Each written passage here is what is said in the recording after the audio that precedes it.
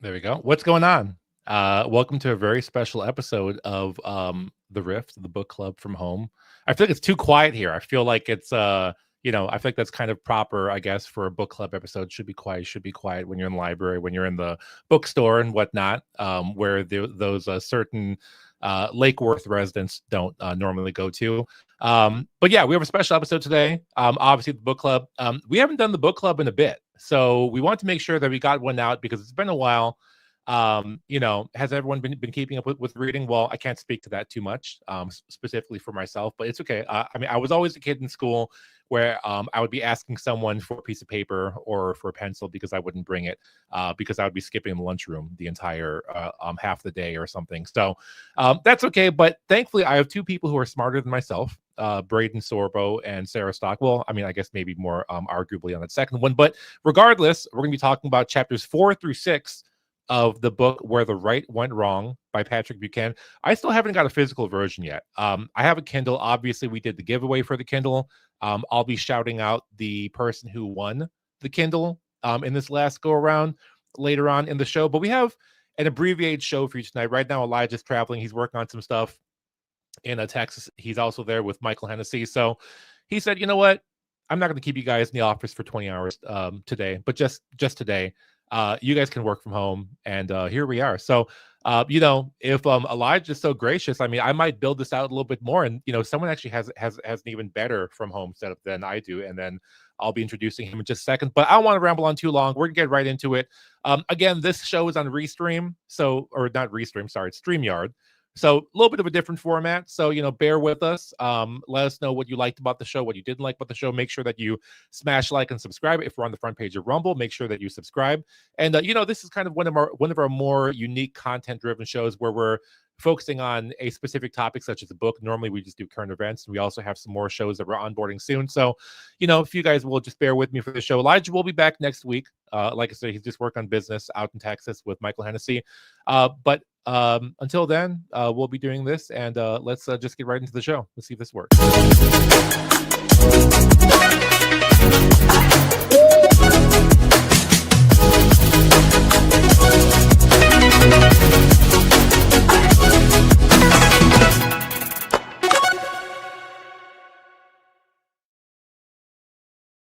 All right, sorry if that blew your guys' ears out. I feel like it blew my ears out. I was trying to find a way to fix it on my end. I don't think there is a way to fix it on my end, unfortunately. And that bug also just came in.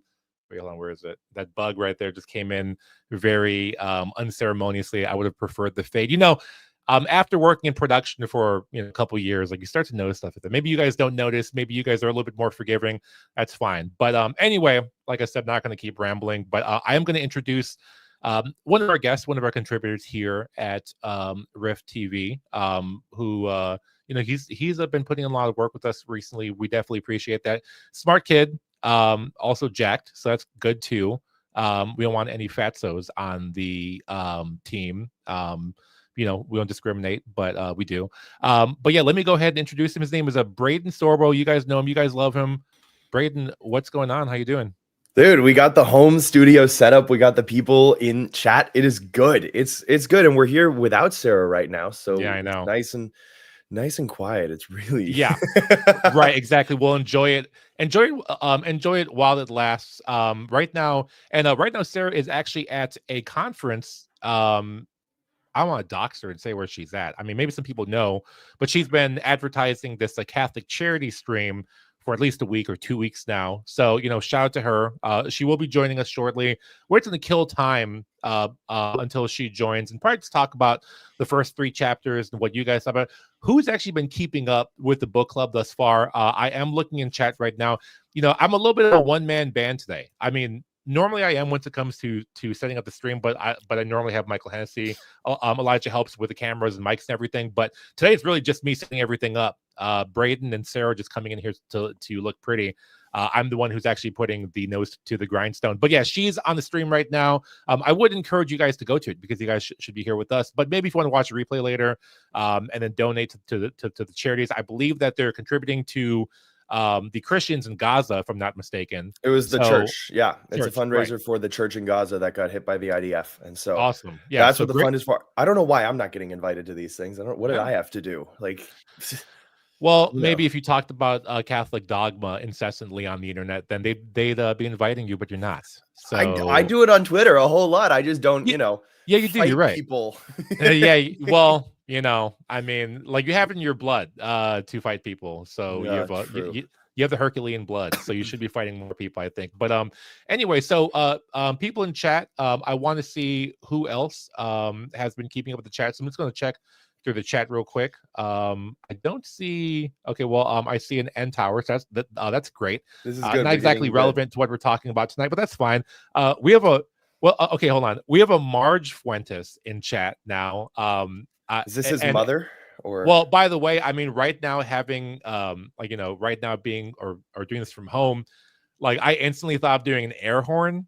Like, I seriously have the soundboard. It's like ingrained in my head. Like, I thought it's like hit the soundboard. But I'm assuming that's Homer J. Fuentes' significant other, if I'm not mistaken, which is kind of funny. That's like it's actually a great gimmick because Homer Simpson, Marge Simpson. okay, that's Fuentes. funny. So I think that's what's going on. So Homer, you can confirm or deny that later on. He's in the chat right now.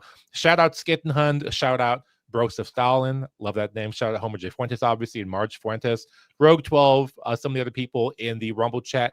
If you guys haven't shared the link already, or if you guys haven't liked the stream, make sure that you go ahead and do that. I also will be reading super chats, and if you guys want to drop super chats early, that'd be great, because as I mentioned, we are killing time until the indomitable Sarah Stock joins us. But in the meantime, until I get any super chats, we can talk a little bit about the first 3 chapters. And I know I have some of my notes from before here. The first chapter, Democratic Imperialism and the War President. Second chapter, the War Party Hijackers of American Foreign Policy.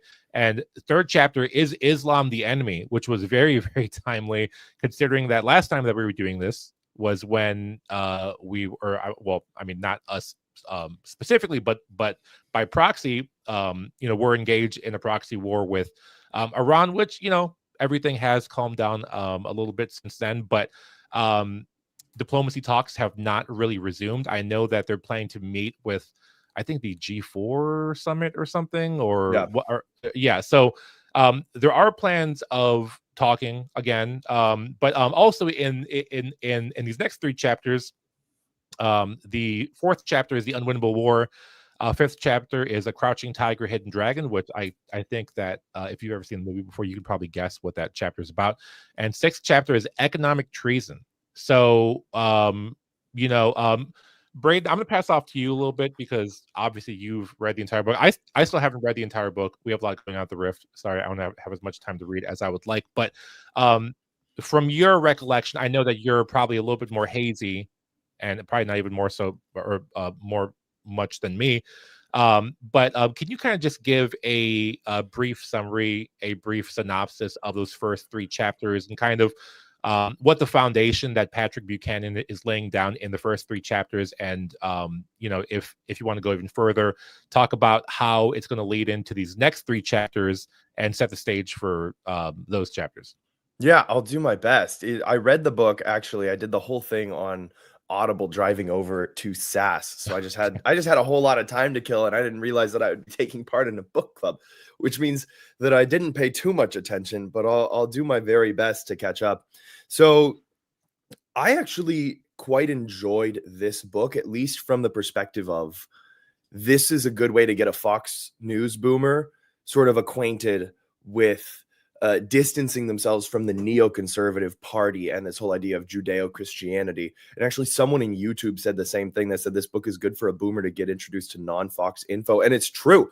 I mean, he really, when was this book written? Like 2005 or something. And even back then, he was beginning to question the war in Iraq and Afghanistan and what we were doing with the occupation. And so the first 3 chapters are sort of the buildup, the leading into all of that. And the next 3 that we're going to be talking about today, 4, 5, and 6, really talk about the essentially the hijacking of the American parties in favor of forever wars. And Buchanan doesn't exactly hit the notes on who's behind it. Like, he's not fully there yet. It's kind of hard to fault him considering this was literally 2 decades ago. And so we don't have the same info back then as we do now. And so when it comes down to a lot of, the discussion that we can have around this, we do have to look at it through that kind of, what was it, the horoscope or the eyeglass of time, or something like the hourglass of time. We have to take that into consideration when we're talking about it, because Buchanan is a huge Reagan supporter, and you see it throughout a lot of his stuff.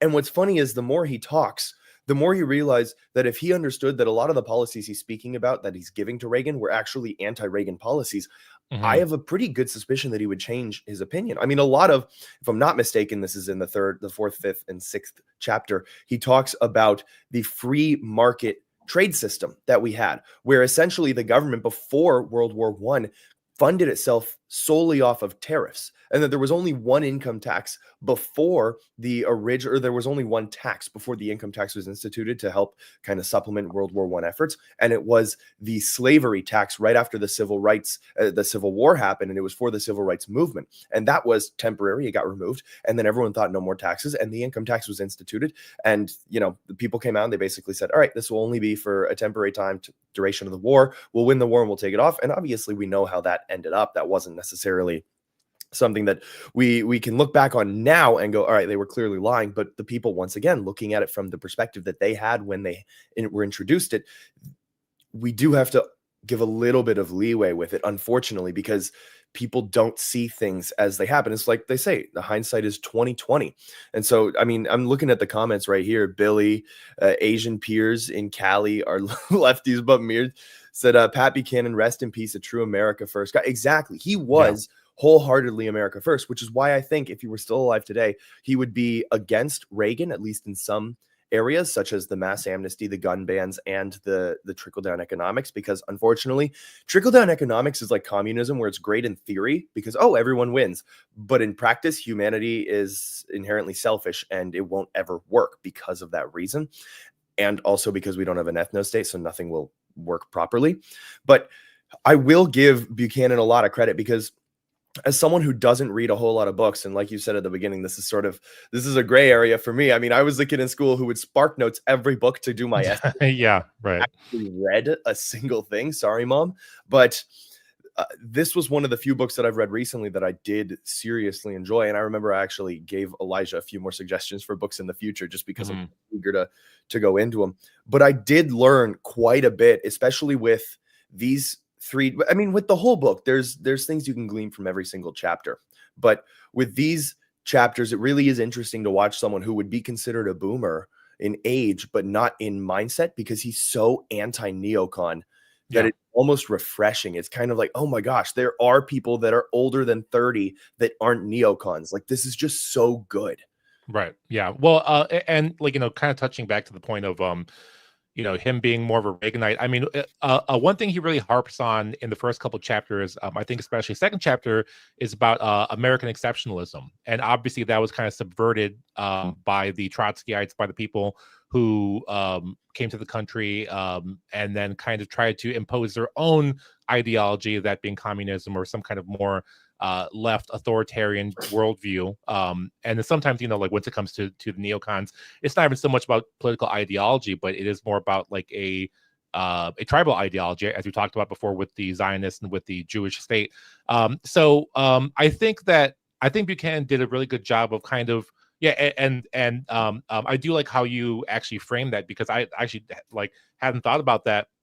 How like here's someone who came up with like Reagan, and then he kind of had such a change of heart, and it took the Iraq War for it to actually kind of dawn upon him, which is kind of the funny thing. Like, I mean, before that there was Operation Desert Storm, there was a bunch of things that were going on. There's Vietnam, there was a bunch of stuff going on in terms of military operations, but it was really the Iraq War that was kind of just like the gall of actually going to that war when, the country was in free fall already. And, I've mentioned this before, but if you read Patrick Brimlow's writings from around the same time period, I mean, Patrick Brimlow's thing is more so immigration.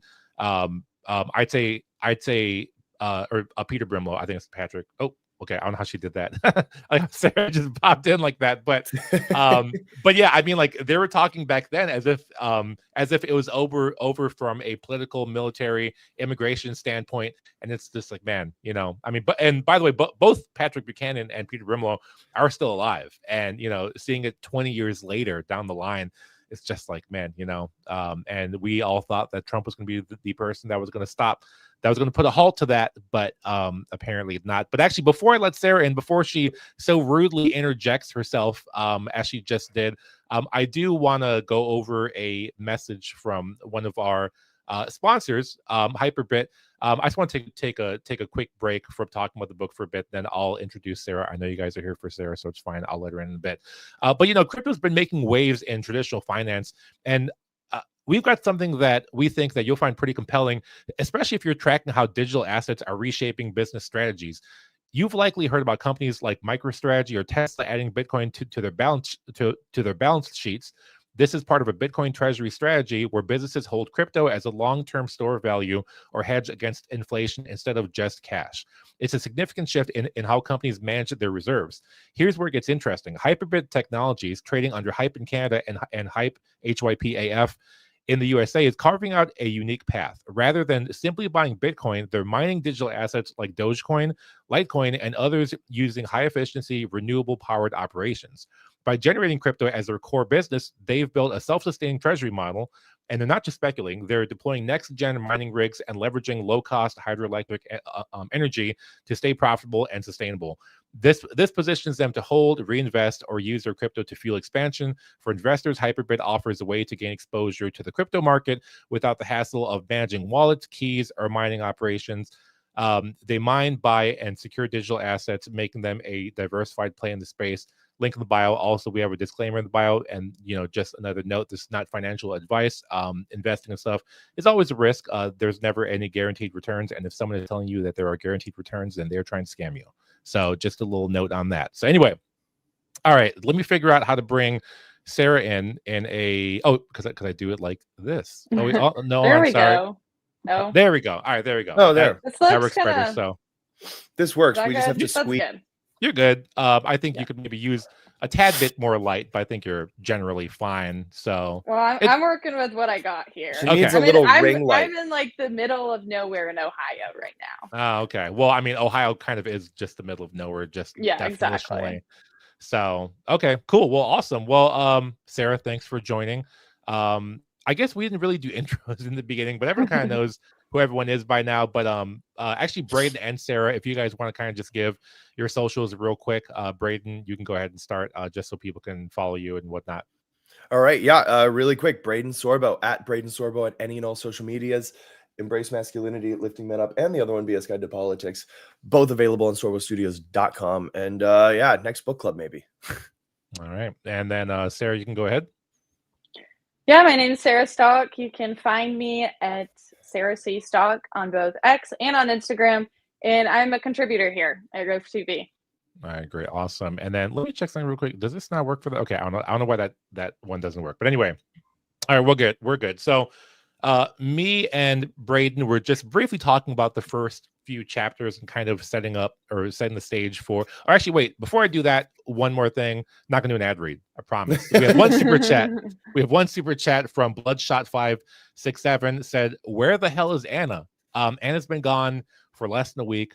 Chill out. She'll be back. Everyone loves Anna, so we're good on that." Also, actually, I did want to mention something real quick because I don't know how much you've been getting it, Sarah. But I do think it's funny that people are harping on this and they think it's like a gotcha thing. I don't know if you know what I'm referring to. Do you, Sarah? No, what are you talking about? All right. So someone responded to the post that I put out from Elijah's account regarding the stream. And this person, by the way, this literally got 7 views. So I shouldn't even be bringing attention to it. I think it's funny. But he says, "Will Sarah explain her working with Ezra Levant and her switching of views on Israel? Just asking questions." I just love the very. I'm a plant. Yeah, exactly. Didn't we discuss this yesterday? You got me. You guys figured it out. You looked up my name and found out secret information that's publicly available that I used to work for a Zionist network because I'd come from, because like pretty much every conservative was a Zionist at one point. I mean, I was never even really like ultra Zionist or anything, but I just like worked in conservative media. So Exactly. Yeah. and I wasn't Right. red pilled. Yeah, I know. Yeah. Well, yeah. I think it's so funny, especially that those last or the last phrase, just asking questions. Like, yeah, like, yeah, and I mean, I think you're right. Like, if you do work in the Republican Party or in conservative politics, it kind of is. I mean, up until recently, it was generally accepted that everyone support Israel. So yeah, exactly. Yeah. So and also, I'm 21 yeah. years old. Yeah, exactly. Like this person saying this, they probably got red pilled last year, and they're probably like 40. So yeah, and what I have noticed is that when people get red pilled, they love to trot around as if they've been red pilled for longer than the next person. So yeah, I try to not do that because, and I mean, it is kind of surreal seeing people, and kind of tying it back to the book. I mean, Buchanan does a really good job of. I think Braden, you had used some term earlier to, because he's not really naming them per se, but he is by saying neocons, Trotskyites. I mean, you can kind of like break down the ethnic genetic lineage of most of those people and probably come to a common conclusion.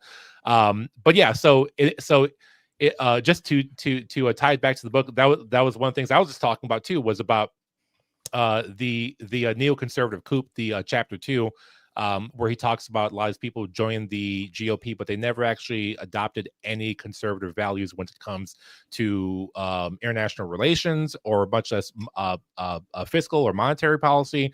They were kind of just taking their policies from the old world, their ideologies from the old world, and then imposing them on an entire country of white Christian Americans. And then, rightly so, I think Iraq was the first shoe to drop where people started really asking questions. And 20 years down the line, now we're genociding people in Gaza, and then now people are really starting to ask questions. And I think that the dam is breaking. So I don't know if you want to talk a little bit about those first few chapters and what you got from that, Sarah. Oh yeah, I mean, didn't we already the first few chapters? I thought we're on. Like we were doing a recap. So if you wanted to give any points on those chapters before we move into 4, 5, and 6, otherwise we could just go right ahead. Let's just get into it, because Okay. I've already talked about on. If people watch the other stream, I've already talked about it. Sure. Okay. Yeah. Well, and also too, like it's been so long since we did the last book club episode now. But anyway, so chapter 4 is the Unwinnable War. I believe. Yeah. I have some notes here. And some of my points that I wrote down from it was basically what I was talking about with Iraq, kind of segueing into that Iraq thing. Iraq being a mistake. There was no clear objective going in there. And I forgot who the military general was that was like so dumbfounded when after 9/11 happened, and then they're like, oh yeah, we're going into Iraq, and he's just like, what does Iraq have anything to do with what we're doing? And then just an overall betrayal of conservative values and non-interventionism.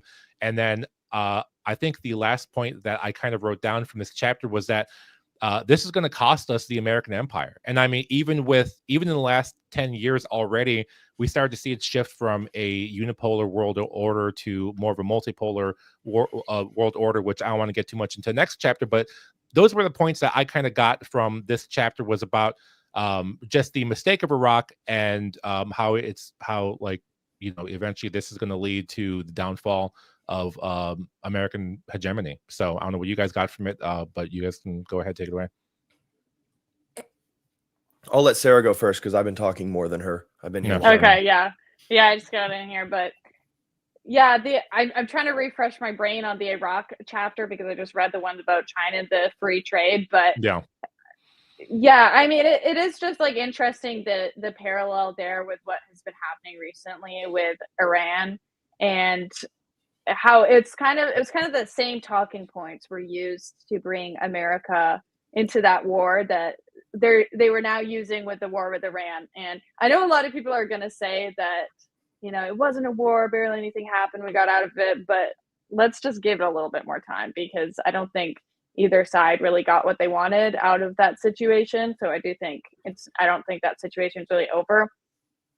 But it really was the same sort of talking points that didn't make any sense to drag America into that war. It's like, oh, well, we can't let them have nukes and stuff. And it's like, and it really doesn't affect America at all. So America should never have been dragged into that. And the stuff with Iraq, it was really interesting. I remember there was a list that was published. I think it said possibly in the New York Times after 9/11 of like 7 different countries that America should bomb. And none of them were the countries that the terrorists were even from. So that basically sums it up for you. Yeah, I agree. I mean, we had, what was it, it was 1998 that the Project for the New America Century was created. And so you have people like Paul Wolfowitz, Richard Pearl, and a bunch of other neoconservatives who were already gearing us in that direction towards war, because as everybody knows, war is incredibly profitable. And so you have this almost imperialist overreach with these figures that are aiming to usurp and hijack what was once the Republican Party, what was once the party that, fought to free slaves and all that stuff, which we can get into later. But, you have what was deemed originally a morally upright society and has now, or party, and has now been kind of overtaken and become essentially a war party. I mean, obviously today we have a uniparty that's a war party at the same time for another foreign country.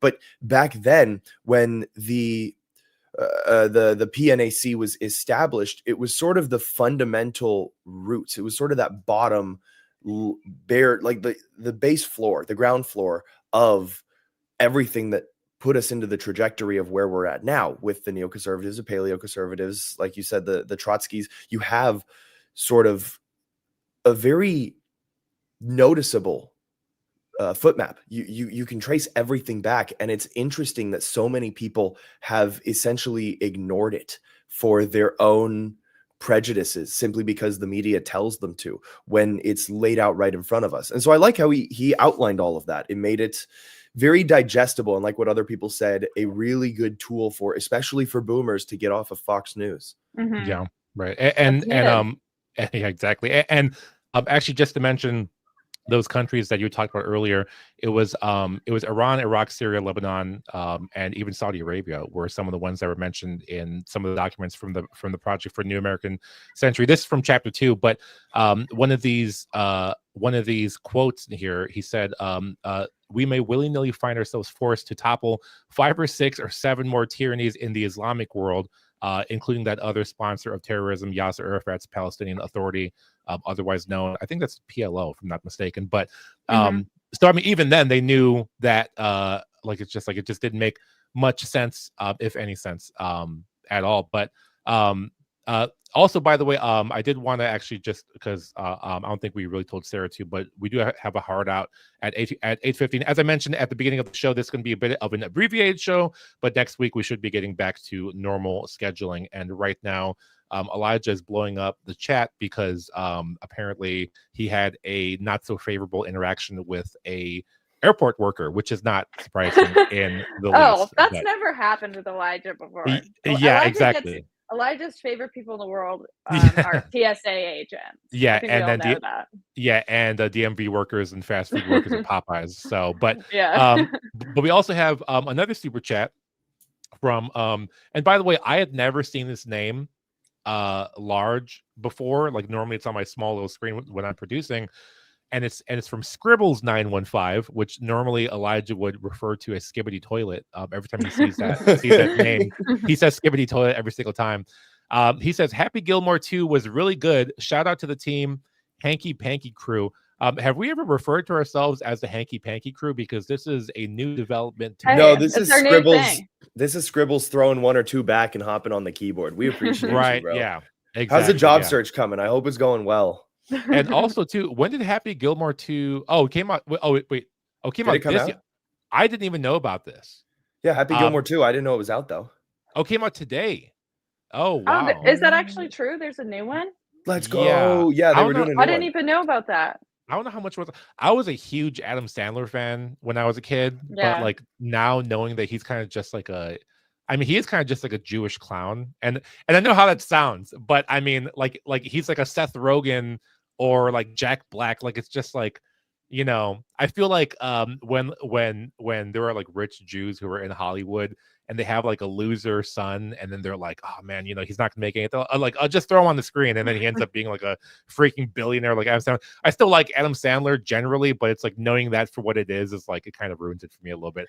That's a very Fergie take. I just love those. I love Adam Sandler movies. I've actually been watching a lot of those like early 2000s era comedies recently because it's like the best thing to watch when you just want to turn off your brain. But like, but not to sound like a total Fox News watcher, but it's like nice because they're like not woke, and it's like you can just like watch something normal without like gay people in it or something, and you're like, wow, this is kind of like the old America. Oh yeah, even though it was only like 20 years ago. That's because Adam Sandler puts his friends in his movies, and a lot of his friends are based like Rob Schneider or something. Like Schneider. Kevin James is Catholic. So that was cool to find out. I found that out yesterday. But like he does that thing where he'll go to Hollywood and be like, I have a movie. It's going to be $30 million to shoot. And we have to film it in Hawaii. And I need all of my friends in it. And so he literally just takes his boys on a vacation to Hawaii and films a movie for a couple weeks. Like it's, I support it. I support it. Yeah. And then I like to just watch it and turn off my brain. And it's entertaining. And Adam would be like, oh, by the way, I need the hottest possible girl that you can cast as my girlfriend or wife. And then here he is like actual dad bod wearing like basketball shorts and an oversized t-shirt with like grease stains on it. And he has like a bombshell knockout girlfriend wife or anything. So anyway, well, shout out to Skibbity Toilet. For the first time I actually saw his real name. It's Scribbles 915. Hope that you're doing good on the job hunt and throwing some back on a Friday night. And you know, now it's actually understandable that you're throwing one back on a Friday night. So with that said, I don't know if we had anything else that we wanted to get into about Chapter 4 and the Unwinnable War. I know this is not going to be as scholarly as it normally is. Like, you know, bear with us. As I said, we're doing this from home, a little bit of a different format. And it's abbreviated too, so we're kind of keeping it short. So if you guys didn't have any more thoughts on Chapter 4, we can go on Chapter 5. Braden, Sarah, anything? That's fine with me. I mean, I have nothing for Chapter 4 other than it was just an alarmist chapter warning us that we're just going to become like Rome, which is so true. I mean, we're literally in the decline of Rome, and so we can move on unless Sarah has something else. Yeah, I'm good. Let's move on to. I have more to say about the next ones. Yeah, actually, same here too. I think it's very interesting, and it starts off with one of my favorite historical figures, or a quote from one of my favorite historical figures, Napoleon. And if I can pull it up real quick, he said, "China is a sleeping giant. Let it sleep, for when it awakes, it will shake the world." And no, it's not Steve Bannon speaking. That's Napoleon Bonaparte. But you could be forgiven for thinking it was Steve Bannon, because that's all Steve Bannon ever talks about is China. So some of my notes from this is that, you know, the rate at which China ascends to a world superpower is kind of congruent to the rate at which America will be declining as a superpower.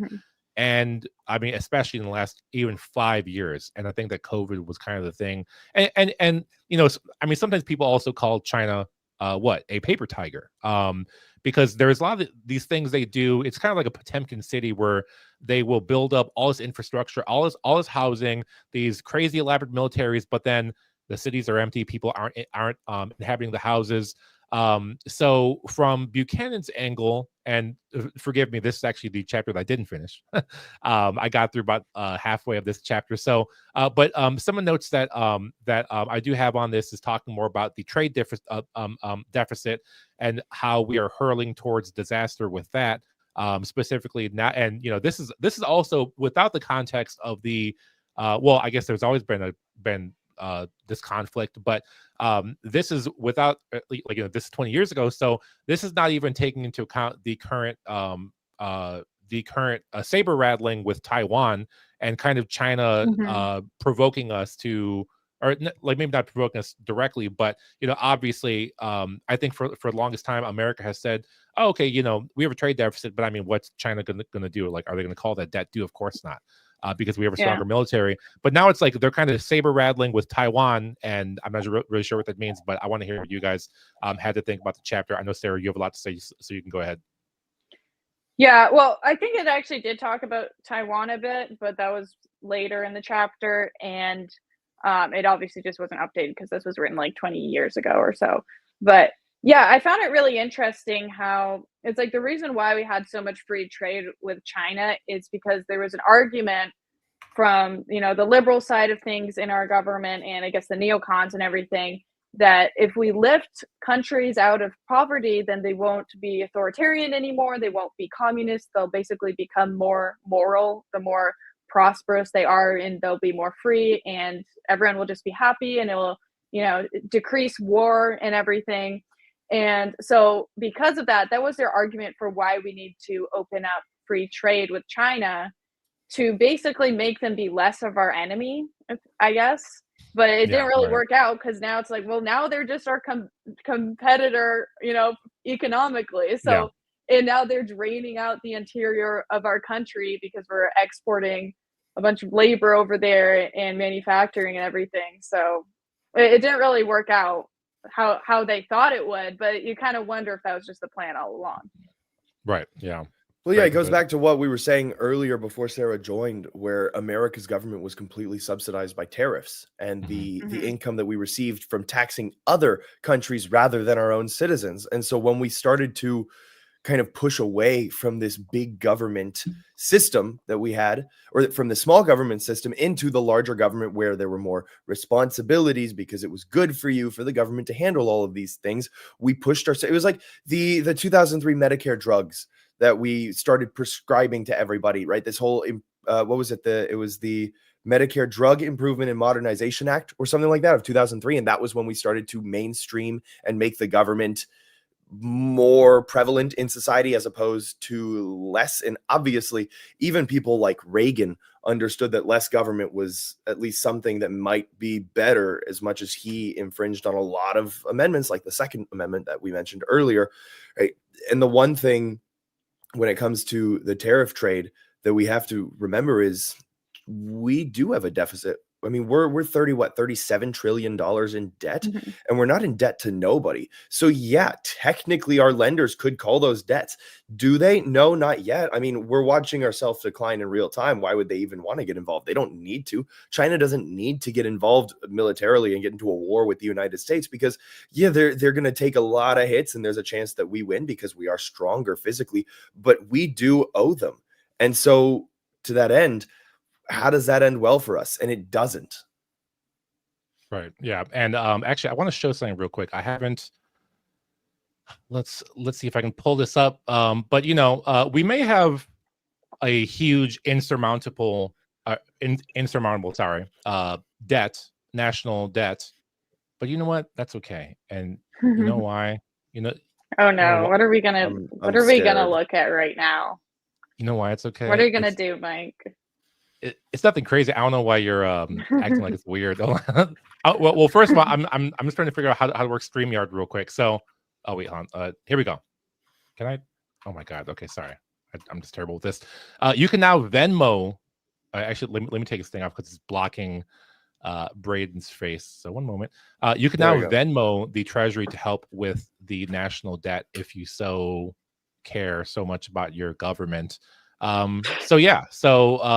mean, I would do this, but the only thing is that I don't use Venmo because I hate how you have to put in like an emoji or something every time that you send money to people. I'm like, let me just send money like on Zelle. I mean, I guess on Zelle you would do it otherwise. I would never. I would.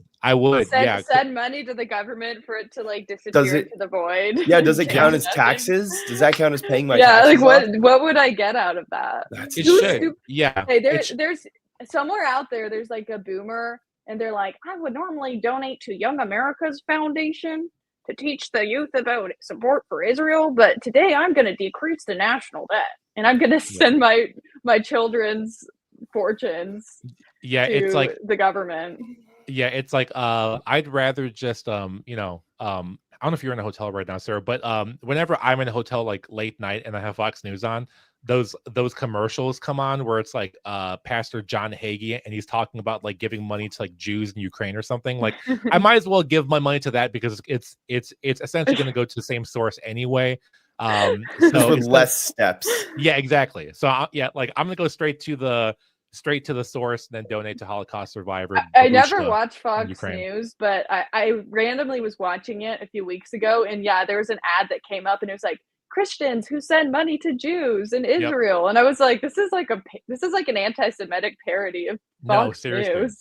No, seriously, it is. Also, too, we are actually like, I was actually surprised with doing this new format, doing 5 shows a week, because we never got super chats before on Slightly Offensive, but now the super chats are rolling in, and thank you guys so much for supporting the show. Obviously, we have sponsors and other ways of monetizing everything, but super chats really do help. And Elijah mentioned this before, but this really goes into the piggy bank to bring people out, to book people, to get hotels, because that stuff does add up. We've kind of figured out a science of like where to book people and where to fly people into and stuff like that.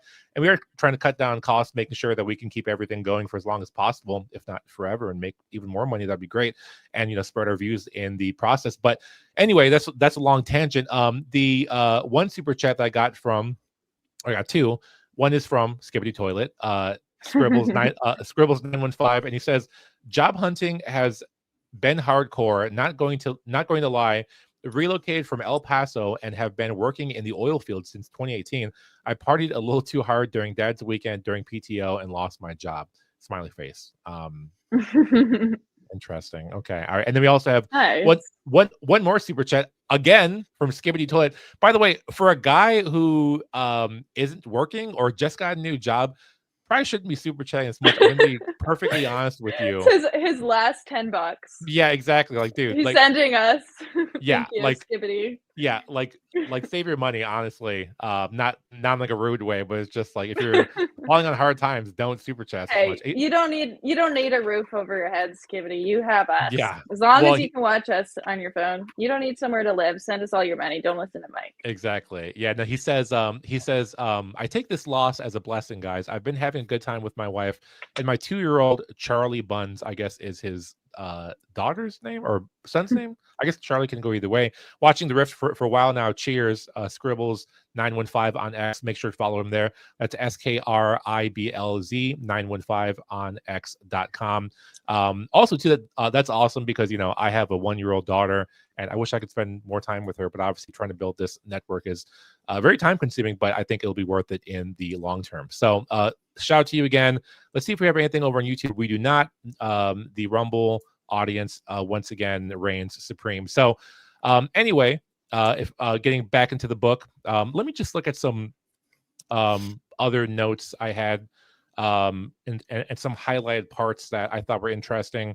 Give me 1 second. I don't know if you guys have any like notes or anything. I know one part that he talked about towards the end of the chapter that I thought was interesting was the potential inevitability of a conflict with China. I know, and this is kind of why I joked in the beginning about Steve Bannon, because Steve Bannon seems to be dead set on this. And I don't know what school of thought Steve Bannon really comes from, because he can kind of he bounces around a lot. He's kind of a weird mix of everything. Yeah, like I mean, a lot of people on our side don't like him, but I mean, he obviously is very smart, and that actually kind of gives me a little bit of pause once it comes to his views on China, because it is kind of concerning. And I mean, he's been around longer than I have. He was one of the foundational members of Breitbart.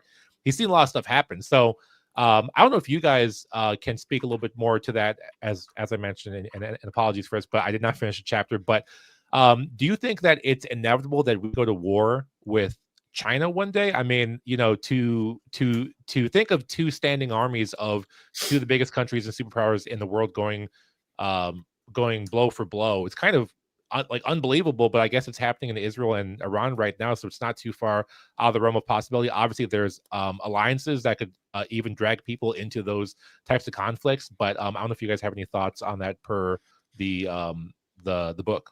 I'll go first just because mine will be probably quick. It's definitely a possibility when it comes to a foreign war, especially with stuff like the Taiwan conflict, just because Taiwan is the largest exporter of, computer graphics cards. They make like 90% of them. And so that runs deep. I mean, there's so much that you make with those. And so obviously if China kind of pushes in and takes over Taiwan, then the US is going to be forced to retaliate in some way, shape, or form. And so it really is, I want to say it's almost like the Cold War, where it's basically just 2 massive countries edging each other, like who's going to go first kind of thing. that's sort of my take on it. Is we're just edging until, and someone asked if they could use Van Man for that. And I was like, maybe the countries are using Van Man to edge to the next war. I'm just saying. I actually put Van Man on right before, and I look super greasy now, but that's fine because it's very moisturizing. But yeah, one thing, and also shout out Van Man. I don't have the banner for Van Man right now, but shout out Van Man. But some of the ways that Buchanan talks about kind of staying away from actually getting into an actual shooting war with China is how we mentioned earlier, imposing tariffs, ending those free trade agreements, and then withdrawing from some of those trade deals that we had made. I'm blanking on the name now, but I know it was one of the ones that Trump had pulled out in his first term. NAFTA? That's one of them. But a lot of these things were why people were so we're looking forward to a second Trump term, because we kind of got whiffs of that in the first term, and we thought that he was going to go balls to the wall in second term. And he did go balls to the wall, but for Israel. He went balls to the Western Wall. Exactly. Dude, I wish I had my soundboard right now, because like not having I'm like we're like missing out on so many good soundboard moments right now. But go ahead, Sarah. I feel like I'm kind of out of the loop right now with Trump and these tariffs, because it felt like it was like changing every day. It was like he was going to do tariffs on Canada. He was doing crazy high tariffs on China, but then he dropped them immediately. And honestly, I don't know if you guys know, but I'm out of the loop with the tariff stuff right now, because it just felt like it was everywhere. I think a lot of it was like changing every single day. Yeah, I think a lot of it was just bluster. I don't want to say that it was symbolic. I mean, I think that like Nick Fuentes was actually talking about this the other day, but how Trump is almost just like so sure of himself, after dodging a bullet and after beating all these lawsuits against him, that he thought he could just come into office and do anything. And yeah, like a lot of these things that he did in the first 100 days, that all the magatards online were trying to rub into the people who didn't vote's faces, kind of just got instantly pulled right back. So yeah, I don't know. That's kind of where the problem is those people. Yeah, the problem is those people are so loud and annoying on Instagram and Twitter and Facebook that everyone assumes that that's how all people who voted for Trump are. And it's like, dude, can you just take 2 seconds to realize that we also don't want foreign wars, that we also like the only difference between Trump and Kamala is Kamala had to be on her back to get her position. That was pretty, you know what I mean? Aside from maybe some border policy and things like that. But, and also Kamala's a woman and I wouldn't vote for a woman for president, but that's my perspective. But yeah, I mean, it's so stupid how everyone had the first 100 days and like, look at everything we're doing. And we didn't really do. I mean, the border closed, but we're not even getting mass deportations right now, which is sort of like kind of disappointing. Yeah. Also, like everyone's like, oh, he shut down the border. I'm like, I feel like this is kind of the bare minimum. You know what I mean? Like, literally. Whoa, like our country has a border now. Like, am I supposed to like be clapping like a seal for that? It's like, yeah, that's kind of the bare minimum for any president, but especially a Republican president. You'd hope that we'd have a border and not just let anyone in. So I don't even think we need to like praise him for that. It's like, yeah, that's called the bare minimum. I do think, there haven't been enough deportations. It is nice that there have been some self-deportations, though. I think those numbers are actually pretty high, but yeah, it's not enough, of course.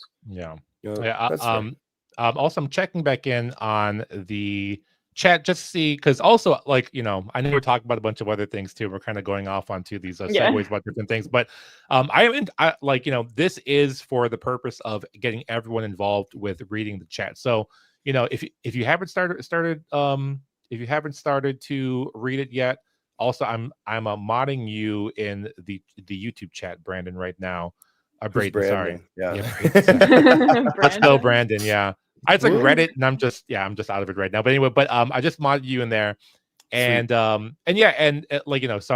I'm basically looking in the chat right now to see if there's anyone who has actually read the book, who has actually done the assignment, and then has some takeaways. If not, I think we can go into the next chapter, which if I bring up my notes real quick, we have 10 minutes. Well, I just want to talk about something real quick. Go ahead. Yeah, go ahead. With free trade.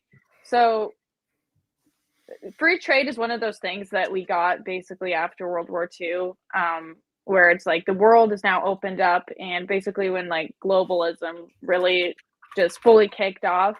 And Trump was like, one of the reasons why Trump was so amazing and kind of really just like changed the conservative movement and like defined what it means to be American first is because he broke the free trade consensus. Because it's for years and years, like Buchanan is talking about, both sides of the political spectrum just said, yeah, of course we need to trade with with all these other countries.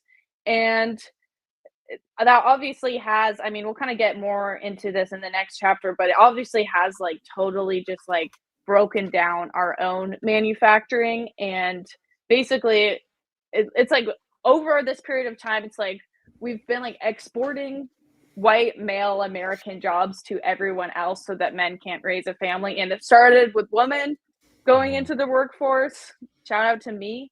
But yeah, so now there's like double the woman, right? So it's like now that basically you get to pay men half as much, and yeah, because it like totally inflates the levels. Sorry, it's like so hot in this room I'm in right now that I'm just like drenched in sweat while I'm trying to talk. Hey, well, we're in Florida, so I was gonna say some of your fans might like that. There's no AC here. I'm like in a porch thing, and I know I see that. it's hot. But yeah, so basically, like, first of all, woman. Second of all, compelling point. Hart-Celler Act. Yeah. Other people you can pay less, basically. Right. Yeah. Exactly. Slave labor. Now, illegal immigration. Right. Like, these are all just things that take away jobs from young white men. Like, that's basically the point of our entire DEI. Like, the point of our entire economy is to basically just like take the futures away from young white American men. And that's like both sides of the political spectrum have been doing that. And, you know, free trade is one of those things that everyone thought was fine. But when you start to look into it, you realize that we're exporting jobs overseas, and it could be Americans making so much more. And another thing is now everything is like on this huge scale where it's like, even like every job that a woman does is something that she should be doing in her own home. So like, what, women are teachers? Yeah, women used to teach their own kids. Now they're teaching 20 other kids. A woman's a nurse. They used to take care of their older relatives. Like, basically any job that a woman does is something she would normally do for her own family, but now she has to do it on a mass scale. And it's actually kind of the same way with men too. Men used to build their own homes. Yeah. Now they have to go in teams and build it. So this is like what capitalism has done. And what it does is it basically like removes like the fact that the economy is on such a global scale instead of a localized scale. It means everyone has so much less purpose in their own life. Because think about, if you're doing something for your family, you're seeing the direct result of it. You're using your hands to do it, and you're seeing the result instantaneously. Yeah. Right. And so that's like why we want women in the home. It gives them so much more purpose and fulfillment. And it's the same thing with men. Now it's like, even a man used to be the milkman, and you would go around to every house in the neighborhood and give them milk. Well, it doesn't seem like that glamorous of a job, but if you don't do it, no one in your town has milk that day. And so you actually matter. Right. Yeah. But now it's like, what, you go work for a milk manufacturing plant or whatever, like, I don't know, or you do graphic design for a milk company, and it doesn't matter if you don't go to work, you're just replaceable. So basically this whole rant is just to say that globalization has made everyone replaceable and an interchangeable economic unit. We have no meaning, we have no purpose anymore. And that's why free trade is bad. And we need to just bring jobs back to Americans. Yeah. By the way, someone in the chats on YouTube says, "Isn't Sarah HAPA or like HAPA?" I'm like, no. What does that mean? Half Asian, half white. It's technically it's technically supposed to mean like half Pacific Islander, which is the PA and Pacific. But it's like, do you look half Asian? Like, yes. You know, people could be, or like, you know, people could be. Well, it's just called having positive canthal tilt, so incels take notes.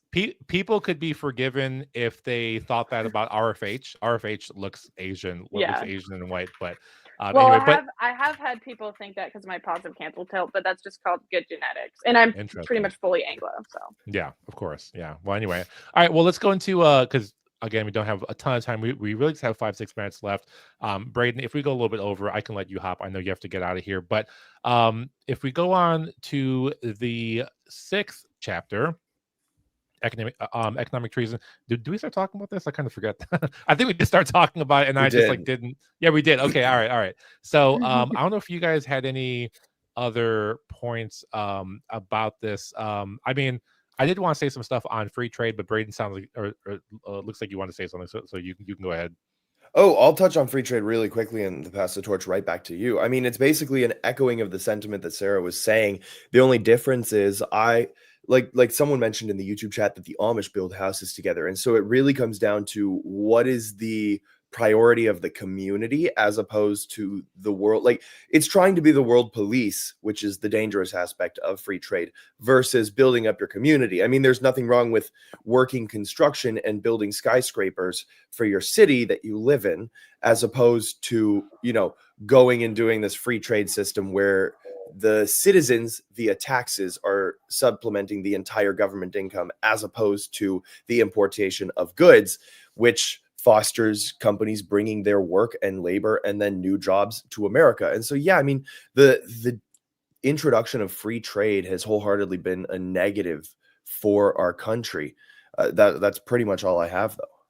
Yeah. And also, one thing I'll add is that we've always had some level throughout history of trade with other countries, because there's times when it's like you can only get, like, there's certain fruit we can't grow here, right? Like, obviously we want to import dragon fruit or mangoes or whatever if we can't grow it in the US. And same thing, obviously with the Silk Road, we wanted spices from Asia, right? And so those are things that totally make sense why you would import that if you can't get it where you live.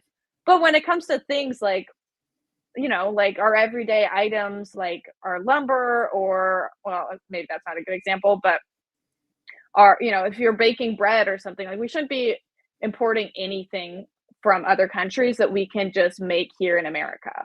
Yeah. And it's not just products, it's also the manufacturing of it. We shouldn't be exporting that at all. It doesn't make any sense that we do that. It makes things a little bit cheaper, but at the end of the day, it's like that money isn't going back into Americans' pockets.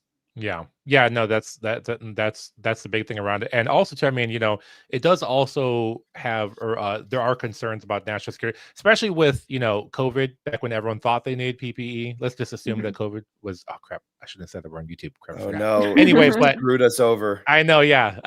Like in the last 5 minutes too, but I'll take a mental note of that, and then we'll just cut that out in the stream later. But I mean, people thought that they needed PPE or PPEs and then other things, and it's like, oh, where's all stuff come from? Oh, crap, China.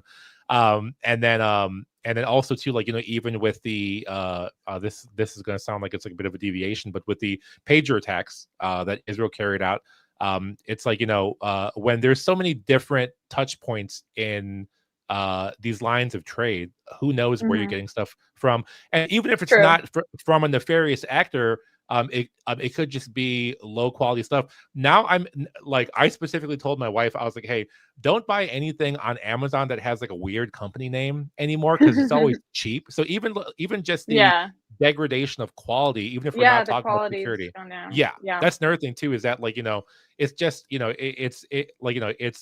it's kind of out of control capitalism to the point that people don't care about standards at all, don't care about safety of their products or whatever, and then everything is just meant to be thrown out right away. It's just overall not good. It's just I mean, I could rant about this for a while, but it's like the quality of everything goes down when you mass produce it. It's the same thing as if you go if you buy a loaf of bread at the grocery store versus if you just make it at home. It's like a million times better at home. And that's the same for everything else. It's even the same for like music, for instance. Like, everyone's trying to make these disgusting, like, TikTok, ChatGPT sounding pop songs. And it's like the worst thing I've ever heard in my life, because they want it to appeal to this mass audience that's just like these rotted retards, basically. And so, like, that's why music sucks now too. And our movies suck now because people in China will just watch them. Like, we're exporting our movies all over the world. Oh yeah. And that's why they suck, because they don't care. They don't have good studios. So as long as the lighting's good, it's like the writing's horrible, but like nobody cares because they still make money. So no one cares about making anything quality anymore. And then it even comes down to like human interactions. Like when you live in a big city, you're almost like mass producing your interactions with other people because you just see them for 1 second, you'll never see them again, so everyone hates each other. It's like this is why it matters so much to like have community and like basically produce locally and try to create more localized economies. I think it's super important.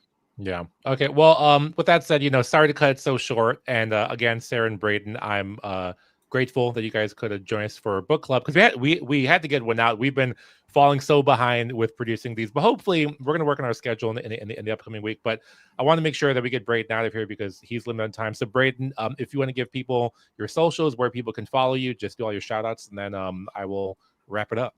All right. Yeah. At Braeden Sorbo, any and all social media platforms. You want to keep up with what I'm doing.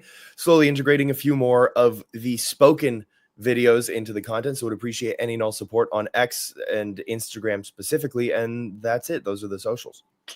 Awesome. All right, Sarah, you can go ahead. Yeah, it's just Sarah C. Stock on both X and on Instagram. And please subscribe to my YouTube channel at Sarah_Stock. And I will be putting more content up there soon. Awesome. Great. Well, I'll let you guys go.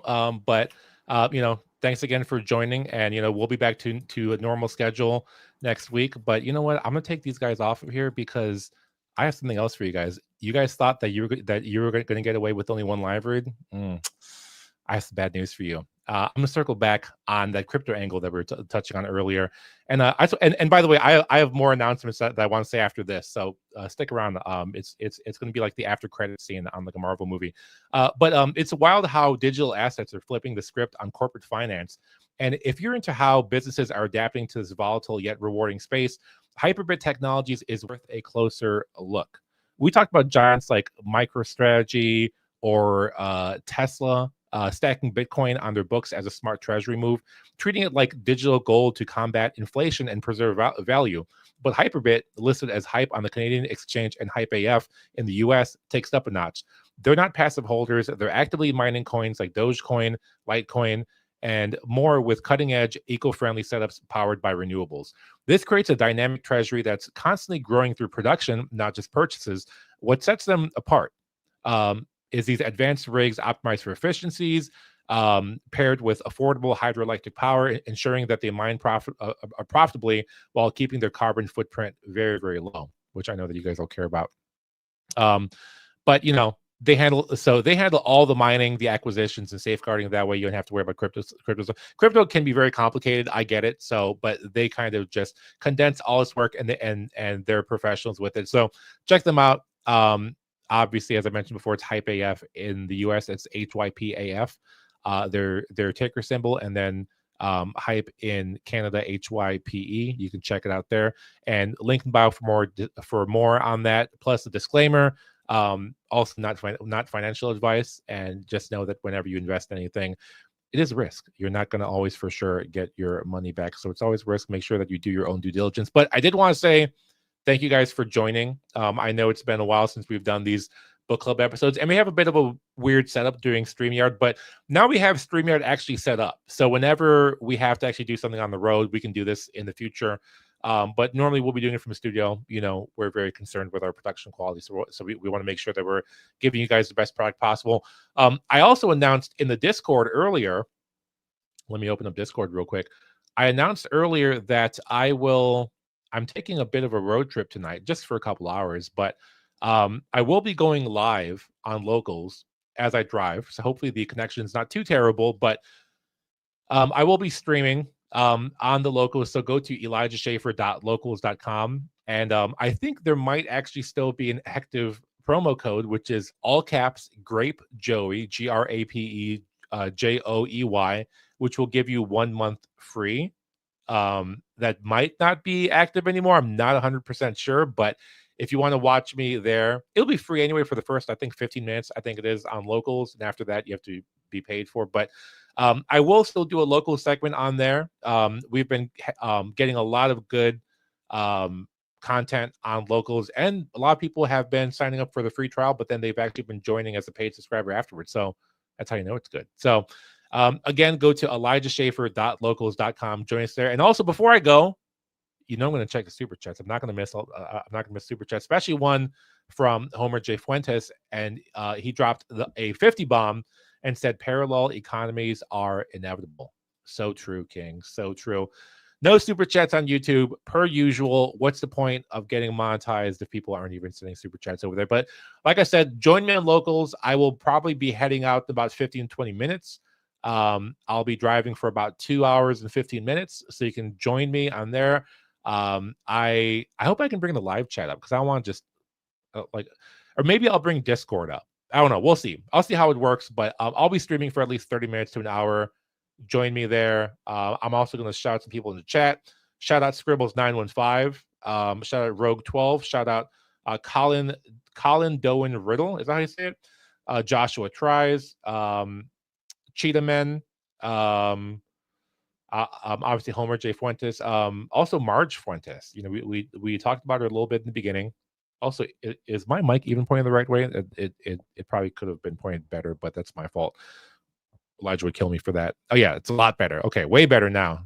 Okay, yeah, glad I found it at the very end of the stream. So anyway, yeah, so join us on Locals. We'll be there later. Looking forward to see you there. Thanks for tuning in. We'll be back to a normal schedule next week. So see you guys later.